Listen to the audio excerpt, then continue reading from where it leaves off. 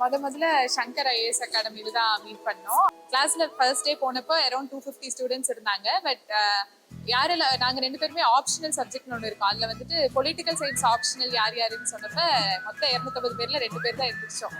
So that's so அப்போ sir சொன்னார், okay 2 பேர் தான் இருக்கீங்க, so form into group and exchange numbers அப்படின்னு சொல்லிட்டு. And that's how it started, and then like we were friends for some time.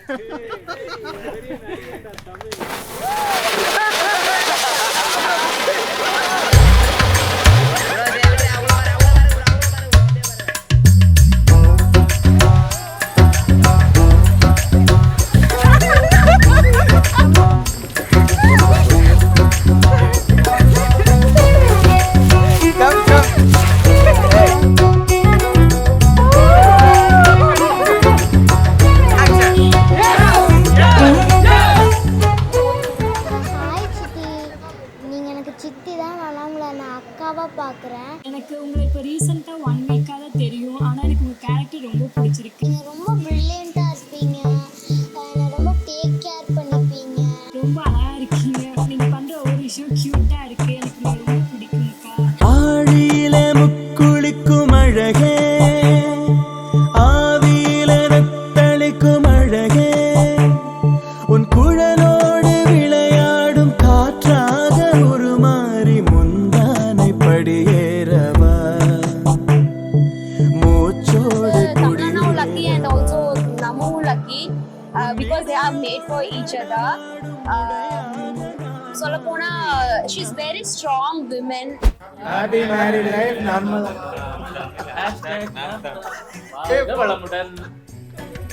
Happy married life, Tamil Narmada. Namdan Kalyanam. Happy married life. Happy married life. May God bless you. ரெண்டு பேர் mind set இந்த general political issues அதுல எல்லாம் ஒரே மாதிரி இருந்தது. Okay views ஒரே மாதிரி இருந்துச்சு, அதனால ஓகே செட் ஆயிடுச்சு. அப்புறம் நாளாக நல்ல ஃப்ரெண்ட்ஸாக இருந்தோம், க்ளோஸ் ஃப்ரெண்ட்ஸாக. அப்புறம் ஒன் டே அவங்க ப்ரப்போஸ் பண்ணாங்க.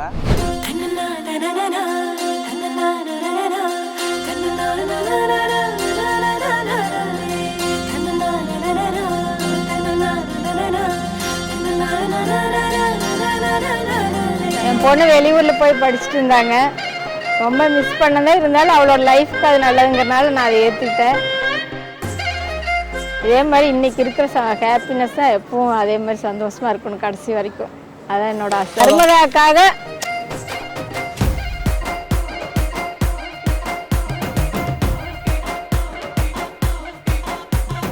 மஜா வெட்டிங்கே அட செம்ம ஃபிட்டிங்கே, அந்த காபி வித் சுகர் போல காம்பினேஷன் ஜோருங்கடா. என்ன சொன்னாலும் அட கேட்க தோணும். சங்கர் ஐஏஎஸ் அகாடமி போனோம். அதுதான் இங்க வந்து நிக்கிறோம். இப்ப நம்ம கல்யாணத்துக்கு ஹாஸ்டல் வெளியில ஏறி குச்சி புரோட்டா சாப்பிட போனோம். ஓகேங்களா, வெளில திருப்பி வரப்ப மாட்டிக்கிட்டான். அதுக்காக அந்த பையனை போட்டு நான் இவனை போட்டு விட்டதுனால நாங்கள் அவனை கூப்பிட்டு என்கொயரி பண்ணுறோம், ஏன் நீ அவனை சொன்ன அப்படின்ட்டு. சரி சொல்லிட்டு அதுக்கப்புறம் அவனை போட்டு நாங்கள் பிரிச்சுட்டோம், ஏன் சொன்ன அப்படின்ட்டு. இவனுக்காக கூப்பிட்டு எங்கே இருப்பான்னு பார்த்தா இவன் ஒரு மூலையில் ஓரமாக படுத்து தூங்கிட்டு இருக்கான். நாங்கள் இங்கே அவனுக்காக பெரிய கலவரமே பண்ணிகிட்டு இருக்கோம். அதுக்கும் நாங்கள் சஸ்பெண்ட் பண்ணோம். ஆனால் இவன் தப்பிச்சிட்டான்.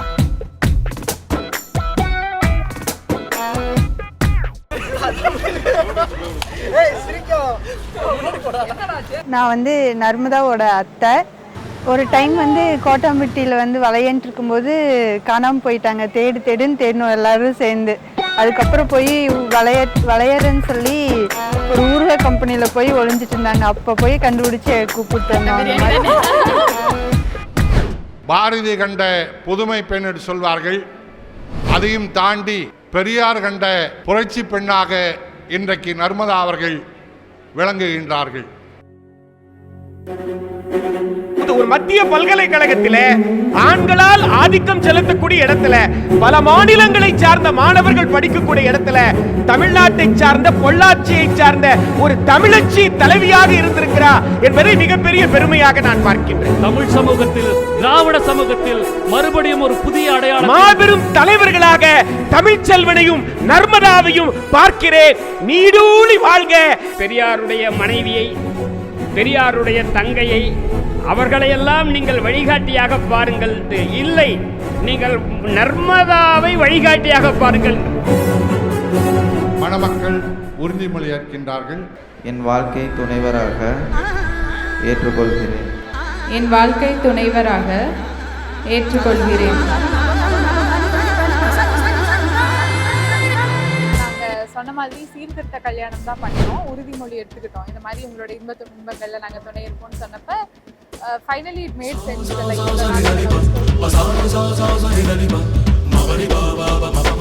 நர்மதை பற்றி പറയുമ്പോൾ such a pure hearted person. Like I love you so much and you are always my best friend. എല്ലാവരും എനിക്ക് വേണ്ടി ഒത്തിരി ഹാപ്പിയാണ്.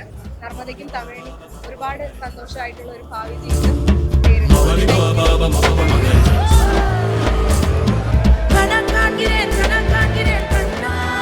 வள்ளுவர் சொல்லுவாங்களா, ஈன்ற பொழுதில் பெரிதுவக்கும் தன் மகனை சான்றோன் என கேட்டத்தார். அந்த அளவுக்கு அந்த பையன் வந்து பெஸ்ட் நம்பர் 1. ஒரு பொம்பளை பிள்ளையை கட்டி கொடுத்து இன்னொரு பொம்பளை பிள்ளையை வீட்டுக்கு கொடுத்துருக்கேன். மக மாரி பார்த்துக்கணும்னு ரொம்ப ஆசைப்படுறேன். அதே போல இது ரெண்டும் சேர்ந்து என்னை குழந்தை பிள்ளை மாதிரி பார்த்துக்கணும்னு ஒரு நம்பிக்கை எனக்கு. பையன் பிறந்திருக்குன்னு டாக்டர் அம்மா சொல்லும் போது நான் கடவுள் கொடுத்த கிஃப்ட்னு தான் நினைச்சேன். தஞ்சாவூர் மேளம் கொட்ட தமிழ்நாடே பார்த்து சொல்ல சிவகாசி வீட்டு சத்தம் ஊரை கிழிக்கும் தென்னாட்டு நெய்யின் வாசம் செட்டிநாடு. வீட்ல இருந்து அவர் ஹஸ்பண்ட் வீட்டுக்கு போகும்போது அவன்கிட்ட சொல்லாம போயிட்டேன். அடுத்த நாள் அது கோச்சிக்கிட்டு என்கிட்ட பேசாம ஒரு குழந்தை மாதிரி அழுதுட்டு நீ என்கிட்ட சொல்லலை, என்னை எதுவும் பண்ணலை அப்படிங்கிற மாதிரி ஒரு ஃபீல் பண்ணா.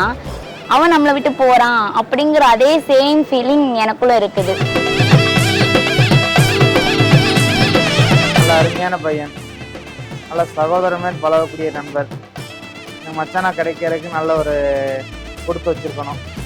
சித்தப்பான்னு அவ்வளோ ஒரு அந்த வார்த்தையிலேயே அந்த உணர்வு தெரியும். எனக்கு ரொம்ப அட்டாச்மெண்ட்டாக இருந்தான். இப்போ கடைசியில் பார்த்தா எனக்கு ஒரு புது ஃபேமிலியே அவன் மூலமாக எனக்கு கிடைச்சிருக்கு. அவ்வளோ ஒரு வைரன்னு கூட சொல்லலாம்.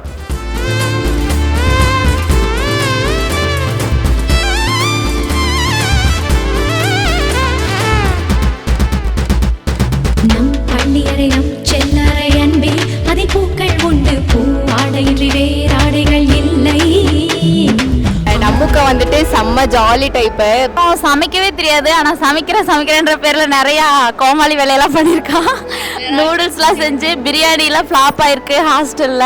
எங்க அக்கா மாதிரியே நான் தான் அக்காவை பார்ப்பேன். எனக்கு ரொம்ப ஃபேவரட் அந்த அக்கா. ஆனா நான் அவ்வளவா ஷேர் பண்ணதில்லை அக்கா கிட்ட. ஆனா எனக்கு அவங்க ரொம்ப பிடிக்கும்.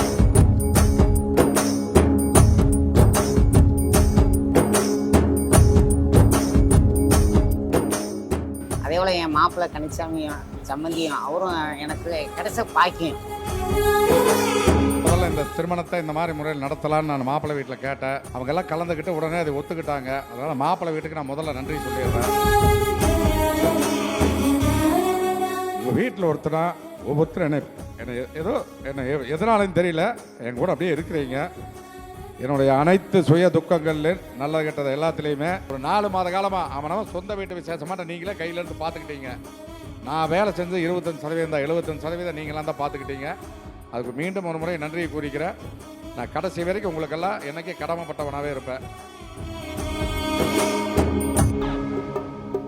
And இது வந்து of the bite special thanks to Candy Express team. Like we are like extremely happy with the entire crew. ரொம்ப ஃப்ரெண்ட்லியாக இருந்தீங்க. அண்ட் நிஜமாக நாங்கள் வச்சிருந்த எக்ஸ்பெக்டேஷனை விட ஒரு படி மேலே உங்களோட சர்வீஸ் இருந்தது. we both were talking about it. ஏன்னா சடனாக ரொம்ப க்ரௌட் அதிகமாக இருந்தது. But everything you handled it so well and like we are so happy that we booked you and thank you so much.